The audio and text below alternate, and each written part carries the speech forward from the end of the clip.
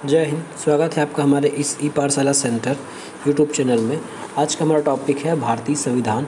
आज से हम एक नए अध्याय की शुरू कर रहे हैं, नए सीरीज़ में। उसमें हम पढ़ेंगे भारतीय संविधान, इसको बोलते हैं इंग्लिश में इंडियन पॉलिटी। ठीक है, इससे पहले हमारे बहुत सारे बैचेस चल रहे हैं। उसमें आपका मैथ्स है, मैथ्स में आपका नंबर सिस्टम है, एडवांस मैथ्स है, रीजनिंग है, छत्तीसगढ़ के कुछ क्वेश्चन है, वो हम करेंगे। साथ साथ हम नया शुरुआत कर रहे हैं भारतीय संविधान। ठीक है, तो हम भारतीय संविधान आज से शुरू करने वाले हैं। इसका भी आपको पूरे डिटेल में पूरा पढ़ाया जाएगा। भारतीय संविधान को पूरे अनुच्छेद वाइज पढ़ाया जाएगा और साथ में जो पूर्व वर्षों में जो क्वेश्चन पूछे गए हैं, है ना, टॉपिक वाइज, वो भी कंप्लीट कराया जाएगा। फिर ये हमारा कम्प्लीटली एक फाउंडेशन बैच की तरह होगा। इसमें कोई भी टारगेट बैच की तरह आपको बाहर पढ़ा के ख़त्म नहीं कर दिया जाएगा। इसमें टोटल जो संविधान है वो पढ़ाया जाएगा। और यदि कोई पूछना चाहे, यदि कोई जानना चाहे कि इसमें हमने सोर्स क्या रखा है, तो इसमें सोर्स रहेगा भारतीय संविधान, है ना। कोई भी बुक को हम प्रिफ़र नहीं करेंगे। जो भारतीय संविधान जो कहता है, जो आर्टिकल कहता है, हम वही यूज़ करेंगे। ठीक है, तो आज से हम पढ़ेंगे भारतीय संविधान। ठीक है, अब भारतीय संविधान पढ़ने वाले हैं। इससे पहले ये जान लीजिए कि भारतीय संविधान है क्या चीज़। ठीक है, भारतीय संविधान है क्या चीज़, भारतीय संविधान क्या है। तो देखिए, संविधान का मतलब होता है रूल, नियम। ठीक है, नियम, रूल या फिर नियम। संविधान का मतलब होता है किसी देश के लिए, चाहे वो भारत देश हो या किसी और देश हो, किसी देश को चलाने के लिए, है ना, किसी देश को चलाने के लिए जो नियम की आवश्यकताएं पड़ती है, उसको हम बोलते हैं संविधान। ठीक है, अब इसको एग्जाम्पल के थ्रू ऐसा समझ लीजिए, आपके पास आधार कार्ड होगा, आपके पास पैन कार्ड होगा, आपके पास राशन कार्ड होगा, है ना। आप चुनाव में मतदान दे सकते हैं, है ना, आप मतदान कर सकते हैं, चुनाव में लड़ सकते हैं, चुनाव लड़ सकते हैं।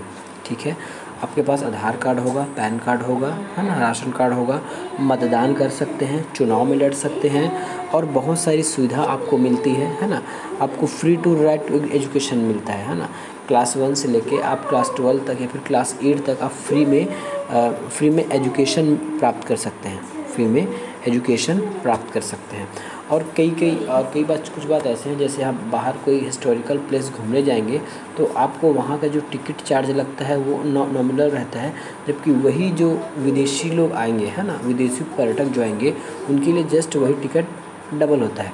तो ये सब आपको दिया है संविधान ने, है ना, ये सब आपको संविधान देता है और ये सब की गारंटी लेता है संविधान। ठीक है, भारतीय संविधान में भारत कैसे चलेगा, भारत के लोग कैसे काम करेंगे, उनको क्या क्या अधिकार दिया जाएगा और उनको किस नियम का पालन करना पड़ेगा, उसके क्या लिमिटेशन है, क्या उसकी मौलिक अधिकार है, क्या उसका कर्तव्य है ना, क्या उसको मिलना चाहिए, क्या नहीं मिलना चाहिए, सभी लोगों के साथ न्याय हो, इसके लिए एक रूल बुक बनाया गया है ना। इसके लिए एक रूल बुक बनाया गया है जिसको हम बोलते हैं संविधान। और भारतीय संविधान इसलिए कहते हैं क्योंकि वो हमारे भारत देश के लिए बनाया गया है, इसलिए हम उसको भारतीय संविधान कहते हैं। वास्तविक में भारतीय संविधान है क्या चीज़, तो ये भारतीय संविधान ना एक बुक के रूप में लिखा गया है ना। जब हमारा देश आज़ाद हुआ तो उस समय भारत को चलाने के लिए, है ना, कुछ नियम कानून बनाए गए, उसी को हम बोलते हैं भारतीय संविधान। अब इसके पीछे, है ना, इसके पीछे का हम थोड़ा सा लॉजिक जान लेते हैं कि ये भारतीय संविधान बनाने की आवश्यकता क्यों पड़ी और इसको किसने बनवाया, है ना, क्यों आवश्यकता पड़ी। आपको पता है कि हम 200 साल अंग्रेज़ों के गुलाम रहे हैं। हमारा देश जो है 200 साल अंग्रेज़ों के गुलाम में रहा है। तो अंग्रेज़ जब यहाँ आए तो पहले तो वो लोग क्या अपना व्यापार करने के लिए आए थे, है ना, वो लोग व्यापार करने आए थे। धीरे धीरे उनको लगा कि हम यहाँ के लोगों पर राज कर सकते हैं और राज करने के साथ व्यापार और अच्छे तरीके से कर सकते हैं, तो उन्होंने हम पर राज करना शुरू कर दिया।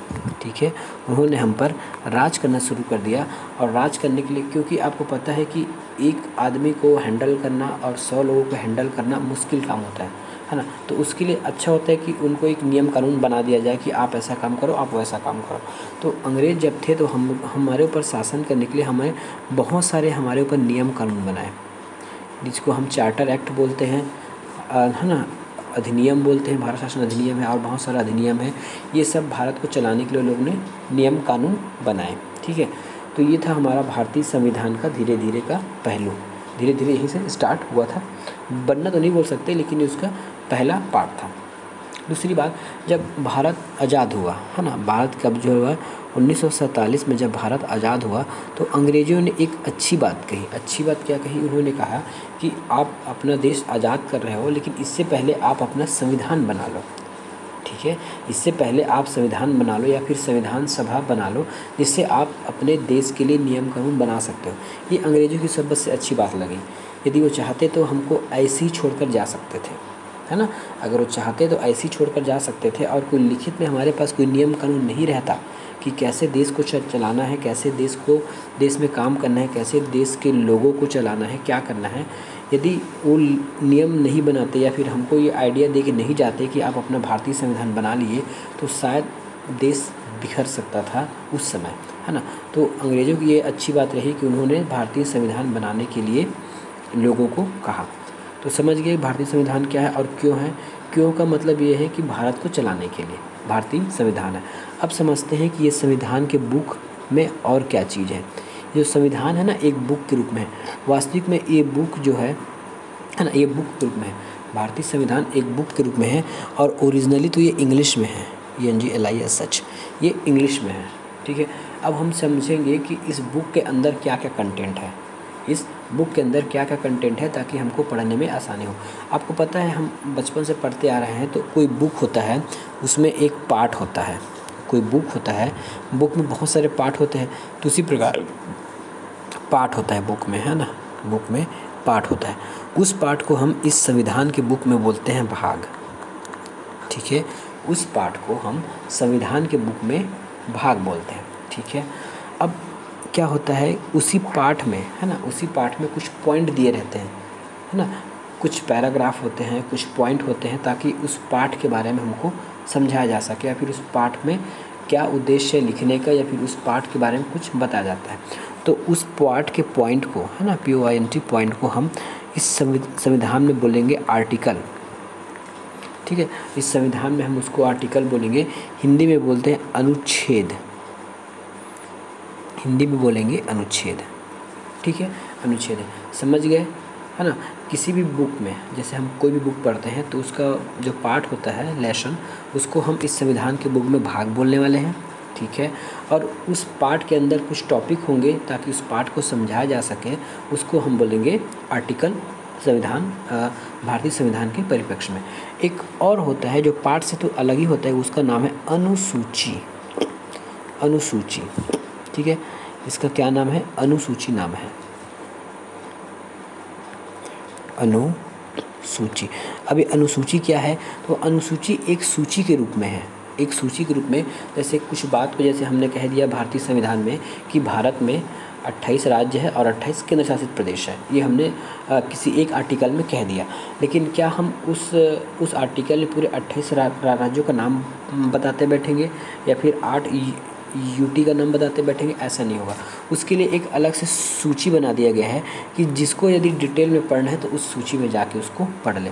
तो अनुसूची का मतलब होता है कि बहुत सारी चीज़ें जिसको सूचीबद्ध तरीके से लिखा गया है, जिसको किसी अनुच्छेद में बताना वहाँ पे बहुत ज़्यादा हो सकता था, अनुच्छेद में हौच पौच हो सकता था, उसको अलग एक अनुसूची में बताया गया है, वो होता है हमारा अनुसूची, ठीक है। ये समझ गए।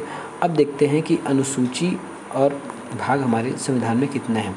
हमारे संविधान में भाग कितने हैं?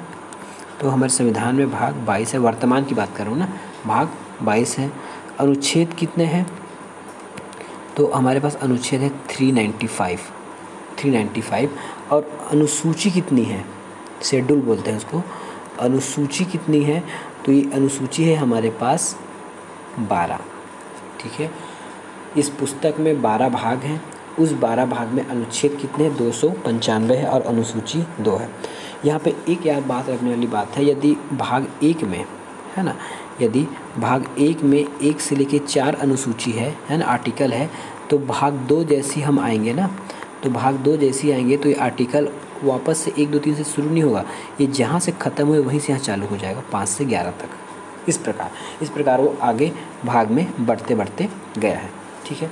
तो हमने सबसे पहले क्या सीखा कि भारतीय संविधान क्या चीज़ है? भारत को चलाने के लिए पूरे नियम कानून है है ना। भारत को चलाने के लिए पूरे नियम कानून है कि संसद कैसे चलेगा, आम आदमी कैसे चलेंगे, पुलिस कैसे चलेगा, है ना। और हमारे जो जिला न्यायालय है या न्यायालय है, कोर्ट है, कचहरी है, वो कैसे चलेगा, इन सब की रूल बुक या फिर उन सब के लिए नियम कानून लिख के गए हैं हमारे संविधान बनाने वाले हमारे उस समय के लोगों ने। ठीक है, तो ये रहा हमारा छोटा सा पृष्ठभूमि। अब समझते हैं कि हम आज भाग 1 पढ़ने वाले हैं। ठीक है, हम आज भाग 1 पढ़ने वाले हैं, तो आज हम भाग 1 के बारे में समझेंगे। ठीक है, भाग 1 पढ़ने वाले हैं। तो भाग 1 क्या होता है, देखिए भाग 1 का नाम है, ऊपर यहाँ लिखा है, भाग 1 का नाम लिखा है संघ और उसका राज्य क्षेत्र। संघ और उसका राज्य क्षेत्र। इस देखिए पाठ 1 है, जैसे पढ़ते हैं, जैसे पुस्तक खोलते हैं, पाठ 1 उसी प्रकार भाग 1। पाठ 1 में क्या बोला गया है, संघ और उसका राज्य क्षेत्र। यहाँ पे भारत में संघ और उसका राज्य क्षेत्र के बारे में चर्चा किया गया है पूरे भाग 1 में। इस भाग 1 में आर्टिकल 1 से लेके 4 तक आर्टिकल है। इसमें आर्टिकल 1 से लेके 4 तक है, 1 से लेके 4 तक आर्टिकल है। अब उस आर्टिकल को हम एक एक करके पढ़ने वाले हैं। ठीक है, तो पहला आर्टिकल क्या कहता है, पहला आर्टिकल कहता है कि संघ का नाम और राज्य क्षेत्र। पहला आर्टिकल कहता है संघ का नाम और राज्य क्षेत्र। संघ का नाम और उसका राज्य क्षेत्र। चलिए समझते हैं। अब एक एक चीज़ को हम यहाँ समझते हैं कि संघ क्या चीज़ है ना। अब संघ क्या चीज़ है हम ये समझते हैं। संघ को हिंदी में इंग्लिश में बोलते हैं यूनियन, दूसरा होता है फेडरल, है ना, फेडरल, और तीसरा होता है कॉन्फेडरेशन। ठीक है, तीसरा होता है कॉन्फेडरेशन। अब हम इसको एक एक करके समझते हैं कि फेडरल क्या होता है, कॉन्फेडरेशन क्या होता है और यूनियन क्या होता है। चलिए हम कॉन्फेडरेशन समझते हैं, और इन दोनों का मतलब होता है हिंदी में संघ। ठीक है, इन दोनों का मतलब होता है हिंदी में संघ, और साथ में जो यूनियन है उसका भी मतलब होता है संघ। कॉन्फेडरेशन का मतलब क्या होता है कि कोई भूभाग एरिया में, है ना, कोई एक बड़े से भूभाग एरिया में बहुत सारे राज्य रहते हैं, है ना। ध्यान सुनेगा, बहुत सारे एरिया में या फिर किसी एक भूभाग में बहुत सारे देश भी बोल सकते हैं या राज्य भी बोल सकते हैं, है ना। देश भी बोल सकते हैं या राज्य बोल सकते हैं। बहुत सारे देश मिलकर या फिर बहुत सारे राज्य मिलकर एक बड़ा सा देश का निर्माण करते हैं, है ना। आपस में अपनी कुछ शक्तियाँ मिलाकर, है ना, आपस में अपनी कुछ शक्तियाँ मिलाकर एक बड़े देश का निर्माण करते हैं, कॉन्फेडरल या संघ कहते हैं। तो उसमें क्या होगा, बहुत सारे जो राज्य या देश होंगे वो आपस में मिलकर एक देश बनाते हैं। ये उस देश को हम बोलते हैं, उसको सबसे पहले तो उस पूरे एरिया को जब मिल जाएगा तब हम उसको क्या बोलेंगे, उसको हम देश बोलेंगे, है ना। और ये बहुत सारे जो राज्य थे ना, बहुत सारे देश थे, अब हम उसको राज्य बोलेंगे, राज्य या देश बोलेंगे। ठीक है, राज्य अब्लिक देश। तो क्या होगा, ये लोग आपसी समझौते से देश बना था। ये क्या था, आपसी समझौते से देश बना था। आपसी समझौते से जिस दिन समझौता ख़त्म हो गया उस दिन ये देश आपस में नहीं रह पाएंगे और ये अलग हो सकते हैं। ठीक है, या इसको हम देश से बोले या राज्य बोले। अब यदि हम राज्य भी मानकर चलते हैं तो ये आपसी समझौते का परिणाम है ना। इसमें 4 देश मिलकर बैठे, चलो जी हम आपस में देश बना लेते हैं, ऐसे मिलकर देश बना लिए। जिस दिन इसके बीच खिटर पिटर हुआ, है ना, जिस दिन इन लोग को लगा कि हमको अलग अलग रहना चाहिए या फिर मुझे उस संघ में शामिल नहीं होना है, उस कॉन्फेडरल में शामिल नहीं होना है या फिर उस फेडरेशन में शामिल नहीं होना है, तो कोई भी राज्य या फिर कोई भी देश, है ना, अपना बाहर आ सकता है इस समझौते को तोड़कर। और इससे वो देश कमज़ोर तो होगा ही होगा, साथ में उसकी जो सीमाएं हैं वो भी कम हो जाएंगे। तो इसको बोलते हैं कॉन्फेडरल, है ना, इसको बोलते हैं कॉन्फेडरल। और फेडरेशन भी इसी को बोलते हैं। बस फेडरेशन में ये है कि आप आसानी से अलग नहीं हो सकते। कॉन्फेडरल में ये होगा कि आप आसानी से अलग हो सकते हैं, और फेडरेशन में यह कि आप आसानी से अलग नहीं हो सकते। हो तो सकते हैं लेकिन आसानी से अलग नहीं हो सकते। इसका मतलब ये है कि अगर ये देश है, इसमें बहुत सारे राज्य हैं, है ना, इसमें बहुत सारे राज्य हैं, तो ये एक समझौते के तहत एक बड़ा सा देश का निर्माण हुआ है। जिस दिन समझौता ख़त्म, जिस दिन खिटर पिटर हुआ आपस में लोगों का, है ना, उस देश के लोगों का, उस राज्य के लोगों का, तो जो देश चाहे अगर मुझे वहाँ नहीं रहना है उनके साथ, तो वो चुपके से बाहर आ सकता है उस समझौते से, और वो अपने आप स्वतंत्र माना जाएगा। और कॉन्फेडरेशन या फेडरेशन में ऐसा होता है कि हाँ, जितना देश जितना राज्य उतने सारे झंडे, जितना देश उतना राज्य, है ना। नंबर ऑफ देश नंबर ऑफ फ्लैग्स, ये अलग अलग राज्य का अलग अलग देश, है ना। जैसे यूएसए है, यूएसए है ना, यूएसए जो है आपका फेडरेशन है, समझौते वाला है, तो उसमें बहुत सारे झंडे होते हैं, अलग अलग लोगों की अलग अलग देश की नागरिकता होती है ना। उसमें किसी एक देश की नागरिकता नहीं होती, अलग अलग देशों की। अपनी जो व्यक्ति जिस देश में निवास करता है, पूरे को तो हम यूएसए बोलेंगे, अमेरिका, लेकिन अलग अलग देशों में लोगों की अलग अलग नागरिकता होती है। ये होता है फेडरेशन। फेडरेशन का मतलब होता है, एक लाइन में समझ लीजिएगा, कि उसके यहाँ के जो राज्य हैं वो आपसी समझौता करके आपस में एक बड़ा देश का निर्माण करते हैं, और चाहे तो वो कभी भी उस देश से अलग हो सकते हैं। ये है हमारा कॉन्फेडरेशन या फेडरेशन। अब हम समझते हैं यूनियन क्या होता है ना। यूनियन को भी हिंदी में बोला जाता है संघ, ठीक है। यूनियन को भी हिंदी में बोला जाता है संघ। अब यूनियन है हमारा भारत, यूनियन है हमारा भारत। अब हमारा भारत कहने का मतलब ये है कि हमारे भारत में भी बहुत सारे राज्य हैं, ठीक है। हमारे भारत में बहुत सारे राज्य हैं, 28 राज्य हैं और 8 यूटीज़ हैं। 28 राज्य है और 8 यूटी है। लेकिन हमारा राज्य, हमारा जो देश है, अन्य देशों की अपेक्षा, जैसे यूएसए की अपेक्षा, यहाँ पे राज्य आपसी समझौता करके देश नहीं बनाए हैं, है ना। यहाँ पे आपसी समझौता करके देश नहीं बना है। यदि आपसी समझौता से देश बना होता, है ना, यदि आपसी समझौता से देश बना होता, मैं होता की बात कर रहा हूँ ना, होता, तब यहाँ कोई भी राज्य अलग हो सकता था, चाहे गुजरात हो, महाराष्ट्र हो, छत्तीसगढ़ हो, हिमाचल प्रदेश हो, कोई भी अलग हो सकता था। लेकिन हमारे यहाँ ऐसा नहीं है। ये हमारा भारत देश एक संघ के रूप में काम करता है, ठीक है। यहाँ राज्य लोग आपस में अपनी शक्ति देकर देश नहीं बनाए हैं, जबकि देश अपने आप में एक कंप्लीट है, संप्रभु देश है, अपने आप में एक कंप्लीट देश है। और फिर अब कुछ बोलेंगे कि इसको राज्यों में क्यों बांटा गया है, ठीक है। तो राज्यों में इसकी प्रशासनिक दृष्टिकोण से इसको बांटा गया है। प्रशासनिक दृष्टिकोण का मतलब ये होता है कि हमारा देश जो है बहुत बड़ा है ना, बहुत बड़ा है। इस पर लोगों की सुख सुविधाएं देखना, उस पर शासन करना, वहाँ उस पर न्याय व्यवस्था बनाए रखना, है ना। प्रशासनिक लिख देता हूँ यहाँ पे, प्रशासनिक सुविधा के लिए इस देश को अलग अलग रूप में बांटा गया है। किसी को हम महाराष्ट्र बोल देते हैं, किसी को उड़ीसा बोलते हैं, किसी को छत्तीसगढ़, किसी को महाराष्ट्र, एमपी, जो भी है। तो ये प्रशासनिक दृष्टिकोण से देश को बांटा गया है कि आप इस राज्य में रहो, आप इस राज्य में रहो, ऐसा करके, ठीक है। लेकिन कभी भी कोई भी राज्य भारत से अलग नहीं हो सकता, क्योंकि हम लोग यूनियन हैं।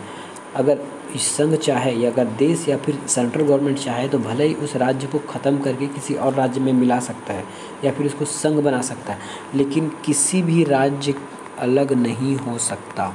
कोई भी राज्य जो है भारत से अलग नहीं हो सकता। इसी को बोला जाता है संघ, है ना। यदि क्वेश्चन में आपका आता है, तो यदि हिंदी में संघ लिखेंगे तो आप हिंदी वाला संघ मत मारिएगा, क्योंकि यूनियन, फेडरेशन और कॉन्फेडरेशन, ये दोनों का मतलब होता है यूनियन। इंग्लिश में यदि आपको ऑप्शन मिले तो आपको हमेशा यूनियन लगा के आना है। समझ गए यूनियन का मतलब क्या होता है। भारत में भी बहुत सारे राज्य हैं, लेकिन क्या भारत के सभी राज्यों का झंडा है? बिल्कुल नहीं है। हमारी नागरिकता जो है केवल भारत की है। हम लोग भारत के नागरिक कहलाते हैं और राज्य के निवासी कहलाते हैं, है ना।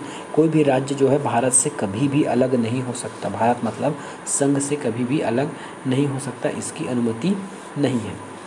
चलिए अब हम चलते हैं हमारे पहले पेज में। पहले पेज में हमने क्या सीखा है? संघ। अब संघ का मतलब हम समझ गए कि संघ क्या होता है, ठीक है। अब हम समझते हैं नाम क्या है। अब हम समझते हैं कि नाम क्या चीज़ है। नाम क्या चीज़ है, अब हम समझेंगे यहाँ पे नाम क्या चीज़ है। नाम, जब संविधान लिखा जा रहा था तो कुछ सदस्यों ने भारत को रखना प्रस्ताव किया कि इस देश का नाम भारत होना चाहिए, लेकिन कुछ सदस्य और थे जिन्होंने कहा कि भारत ना होकर इसका नाम इंडिया होना चाहिए, है ना। भारत ना होकर इसका नाम इंडिया होना चाहिए। लेकिन लेकिन उस समय हमारे संविधान जो बनाने वाले उन्होंने दोनों बात को माना और दोनों तरह के लोगों की बात मानी, दोनों लोगों का मन रखा। और हमारे संविधान में लिखा है कि ये देश है ना, जो संघ है उसका नाम भारत होगा, साथ ही उसका नाम इंडिया भी है। मतलब ये लिखित में है कि इस पूरे संघ को हम भारत के नाम से संबोधित करेंगे और इंडिया के नाम से भी संबोधित करेंगे। तो यदि कोई ऐसा पिटीशन दायर करता है कि भारत का नाम इंडिया दायर किया जाए, तो उसको बस यही बोला जाएगा कि उनको संविधान के बारे में पता नहीं है। ठीक है, यदि अभी कोई ऐसा पिटीशन लगा देता है कि अब बहुत हो गया कि इंडिया नाम, आप लोग इंडिया इंग्लिश नाम यूज़ कर रहे हो, उसको भारत यूज़ करो, है ना, ऐसा कोई बात नहीं होगा, क्योंकि पहले से ही भारत, इस देश के दो नाम हैं, एक तो है भारत, दूसरा है इंडिया, वो भी लिखित में। ठीक है, ये रहा हमारा नाम से संबंधित काम। दूसरा होता है राज्य क्षेत्र। अब राज्य क्षेत्र क्या क्या आएगा? ठीक है, इस संघ में राज्य क्षेत्र क्या आएगा, यहाँ समझते हैं राज्य क्षेत्र के बारे में। राज्य क्षेत्र, ठीक है, तो संविधान बनाने वालों ने 3 तरीके से राज्य क्षेत्र बताया हमारा। पहला होगा इस संघ मतलब इस पूरे भारत देश में एक होगा आपका राज्य होगा, है ना, राज्य का क्षेत्र होगा। दूसरा होगा आपका यूटीज़ मतलब होता है यूनियन टेरिटरी, केंद्र शासित प्रदेश। तीसरा क्या कहा गया है, ये देखिएगा, तीसरा कहा गया है कि भारत अगर चाहे तो भविष्य में यदि कोई क्षेत्र अर्जित करती है, भारत यदि चाहे भविष्य में ऐसा कोई क्षेत्र अर्जित करता है ना, ऐसा कोई क्षेत्र अर्जित करता है तो उसको भी हम इस संघ क्षेत्र में मानेंगे। ठीक है, भारत यदि चाहे तो अर्जित कर सकता है। भारत भविष्य में यदि कोई क्षेत्र अर्जित करता है तो वो भी इस राज्य क्षेत्र में आएगा। और इस तीनों चीज़ों का नाम, है ना, राज्य क्षेत्र, यूटी और अर्जित क्षेत्र, इसकी पूरी सूची है हमारे पास अनुसूची 1 में। ठीक है, यदि क्वेश्चन पूछता है कि अनुसूची 1 किस आर्टिकल से संबंधित है, तो अनुसूची 1 जो है आर्टिकल नंबर 1 से संबंधित है। ठीक है, अनुसूची जो है आर्टिकल नंबर 1 से संबंधित है। तो क्या हम ऐसा कह सकते हैं यदि भारत में कुछ राज्य नए बनाए जाते हैं या फिर नए बनाए जाते हैं, सीमा चेंज किया जाता है, राज्यों को कम या ज़्यादा किया जाता है, उस क्षेत्र में क्या अनुसूची 1 में परिवर्तन होगा? बिल्कुल होगा, क्योंकि अनुसूची 1 में कहा गया, अनुच्छेद 1 में कहा गया है कि भारत में के जितने भी राज्य क्षेत्र हैं, यूटी हैं, अर्जित क्षेत्र हैं, वो सभी के सभी नाम हमारे अनुसूची 1 में दर्ज होंगे, है ना। तो जब भी कोई राज्य नया बनेगा या कम होगा या ज़्यादा होगा, यदि कोई नया चीज़ अर्जित किया जाएगा क्षेत्र में, तो हमेशा अनुसूची 1 में परिवर्तन होगा। तो आज हमने क्या सीखा? पहला अनुच्छेद देखा। पहला अनुच्छेद क्या करता है ना, शॉर्ट में आप समझिए। पहला अनुच्छेद क्या करता है, सबसे बोलता है कि ये संघ होगा।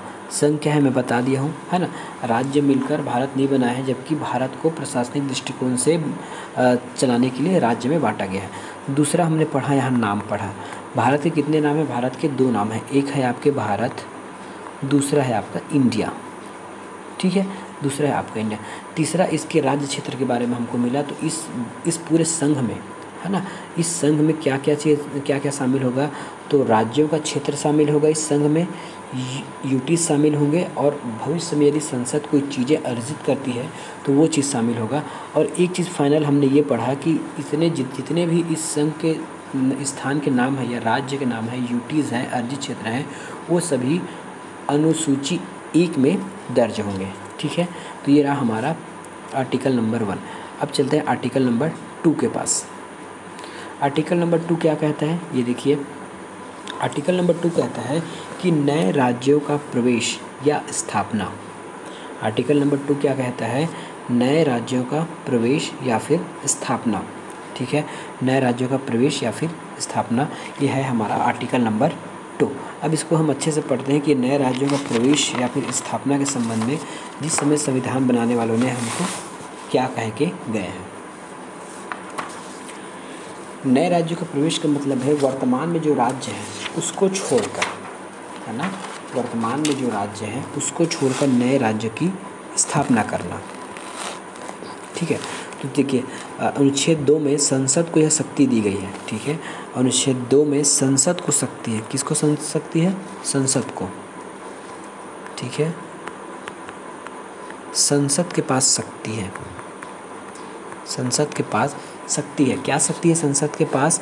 कि वो नियम बनाकर, है ना, नियम बनाकर जो उसको ठीक लगे, जो उसको ठीक लगे संघ में, संघ मतलब इस पूरे भारत देश में, संघ में मतलब इस पूरे भारत देश में नए राज्यों को प्रवेश करा सकता है, ठीक है। नए राज्यों को प्रवेश करा सकता है या, ठीक है, नए राज्यों को प्रवेश करा सकता है या फिर नए राज्य की स्थापना भी कर सकता है, ठीक है। ध्यान से सुनिएगा क्या बोल रहा हूँ मैं, आपको 2 और 3 में बहुत जल्दी कन्फ्यूज़न होने वाला है, ठीक है। तो नए राज्यों का प्रवेश क्या बोला है? इस संघ में, संघ मतलब पूरे भारत देश में संसद चाहे तो नए राज्यों को इस संघ में शामिल कर सकता है या फिर नए राज्य की स्थापना कर सकता है, ठीक है। अब ये होगा कैसे? ये देखिए, ये होगा कैसे? ये देखिए, ये होगा कैसे? ये देखिए कि अनुच्छेद 2 में कहा गया तो नए राज्यों को भारत संघ में शामिल कर सकते हैं या फिर नए राज्यों का गठन कर सकते हैं। ये पूरी शक्ति किसके पास है? संसद के पास है। अब नए राज्य में शामिल किसको किया जा सकता है? जो पहले से अस्तित्व में है, पहले से अस्तित्व में है। मान लेते हैं यहाँ कोई राज्य है, यहाँ कोई देश है, ठीक है, यहाँ कोई देश है जो हमारे फिलहाल वर्तमान में भारत के भूभाग में शामिल नहीं है। अब क्या करना है? उस राज्य को भारत में मिलाना है। यदि ये राज्य स्वेच्छा से चाहे कि मैं भारत में मिल जाऊं, है ना, यदि ये स्वेच्छा से चाहे कि मैं भारत में मिल जाऊं, तब संसद इसको नियम बनाकर भारत में एंट्री करा सकते हैं। भारत में एंट्री करने का मतलब भारत का भूभाग ऐसे बन जाएगा, है ना, और यहाँ के लोग भारतीय कहलाएंगे और इस क्षेत्र को हम भारत कहेंगे। ये हमारा पहला तरीका हो गया, है ना। ये हम मतलब ये हो गया प्रवेश कराना, भारत में इस संघ में नए राज्य का प्रवेश हो गया। दूसरा हम देखते हैं, इस आर्टिकल में कहा गया है कि स्थापना की बात कहा गया है। स्थापना का मतलब है कि आपको अर्जित करना पड़ेगा या आप किसी देश के साथ युद्ध में कुछ स्थान जीत लेते हैं, है ना, कुछ भूभाग जीत लेते हैं, तो अब उस स्थिति में या तो आप जीत लेते हैं या फिर आपको कोई गिफ्ट में दे देता है ना। यदि आप जीत जाते हैं या फिर कोई देश आपको गिफ्ट कर देता है अपने भूभाग को, उसकी दशा में, उस स्थिति की दशा में आप नए राज्य की स्थापना करेंगे। सीधी सी बात, यदि हमारी आर्मी यदि पाकिस्तान की कुछ जगह जीत लेती है तो वो हमारे भारत में शामिल हो जाएगा। उसी को हम यहाँ पे स्थापना कह रहे हैं, ठीक है, उसी चीज़ को हम यहाँ पे स्थापना कह रहे हैं, ठीक है। अब क्वेश्चन, अब आपको जस्ट पहले आपको पता होगा कि हमने अभी अनुच्छेद नंबर 1 में क्या पढ़ा था लास्ट में, कि राज्य के कौन कौन से क्षेत्र शामिल होंगे संघ में। तो पहले तो राज्य का क्षेत्र पढ़ा था, उसके बाद हमने यूटी पढ़ा था और लास्ट तीसरे में पढ़ा था कि अर्जित क्षेत्र, यदि संसद कोई नई चीज़ अर्जित करती है तो भी उसको हम राज्य का क्षेत्र मानेंगे, उस संघ का क्षेत्र मानेंगे। तो ये संघ का क्षेत्र यहीं से आएगा, है ना। या तो कोई स्वेच्छा से प्रवेश होना चाहे तो हम उसको अपने आप में ले लेंगे, अपने संघ में शामिल कर लेंगे, या किसी से जीत कर या फिर कोई हमें गिफ्ट दे दे, उस स्थिति में उस भूभाग को इस संघ का हिस्सा बनाया जाएगा, ठीक है। ये था हमारा आर्टिकल नंबर 2, ठीक है। तो आज हम आर्टिकल नंबर 1 और आर्टिकल नंबर 2 कंप्लीट किए। मिलेंगे नेक्स्ट वीडियो में, तब तक के लिए धन्यवाद।